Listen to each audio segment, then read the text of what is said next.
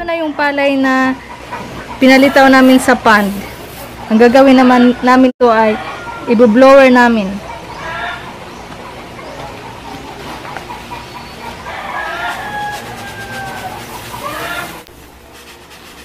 At doon na pupunta ang mga walang laman na palay.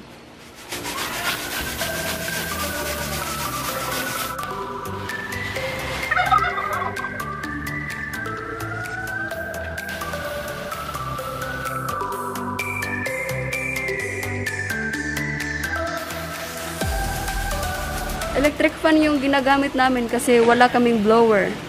Ito na lang yung ginagamit namin. Ganito lang siya.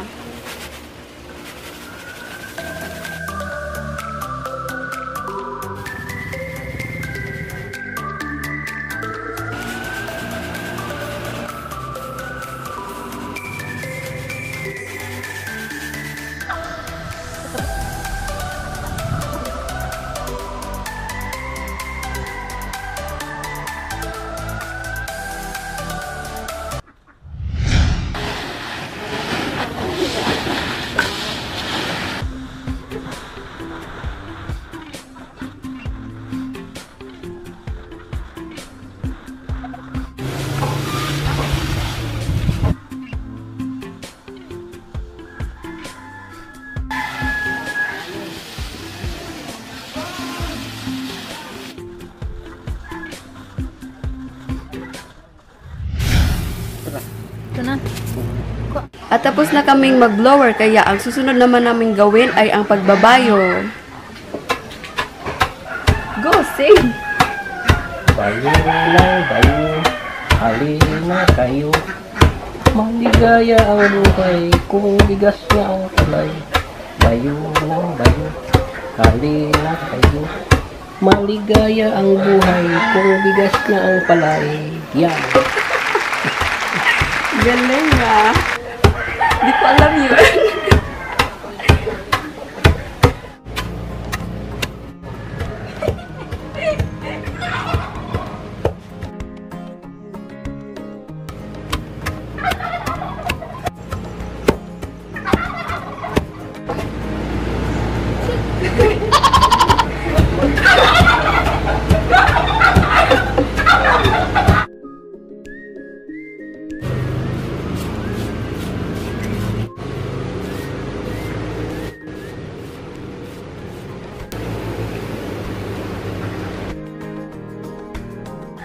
Ang pagbabayo ay tradisyonal na gawain ng villager noon.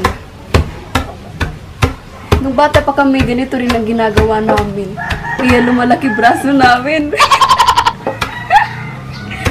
Blower. Bayo, sana. So pagkatapos ng pagbabayo, ganito naman ang aming gagawin para ma-separate yung husk at saka yung bigas. Ang tawag namin dito ay pagtahop. Ganito ang gawain namin noon. Pinapakita lang namin sa inyo. Ang gagawin naman namin ngayon ay ang pagsisig. Hindi ko alam kung ano yung Tagalog sa pagsisig. Basta yun ang tawag sa amin dito.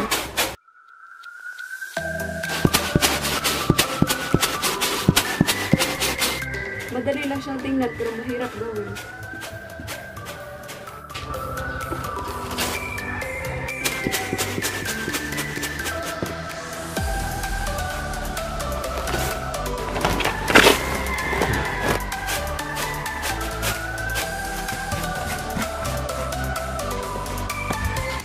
Kukunin natin yung tipasi. Ito yung tipasi.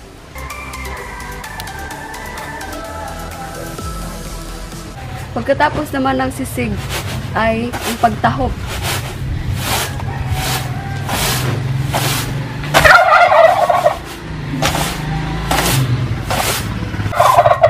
Nag-iingay yung mga turkey namin.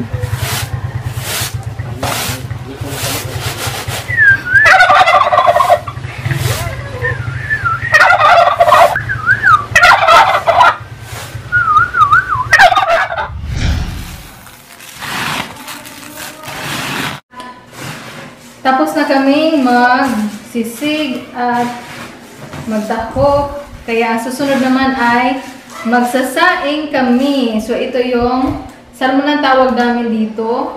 Tapos isang salmon, kasya na sa aming 4. At ngayon, lagyan na natin ng tubig. Kung 3 salmon yung bigas mo, ganito karami ring tubig. Dahil isang salmon lang to, dito lang karami yung tubig. Kung 3 salmon naman, dito, hanggang dito lang yung level ng tubig. Kaya lagyan na natin ngayon.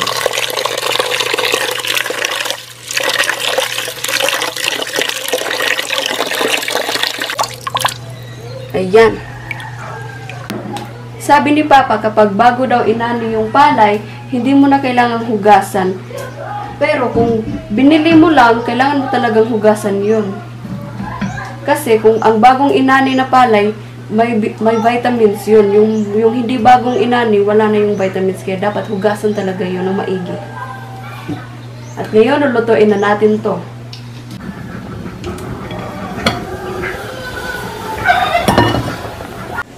Malapit nang maluto kasi kumulo na.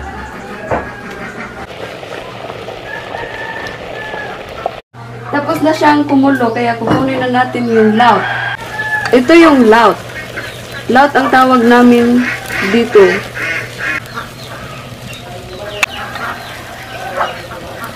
Iinumin namin to kasi marami itong vitamins.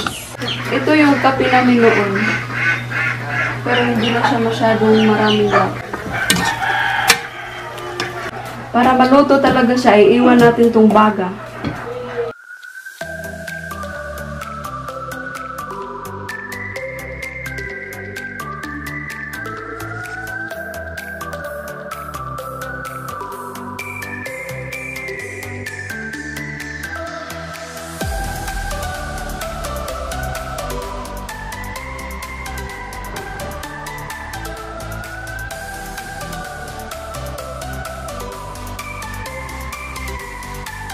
Sa tungah mo. Lakright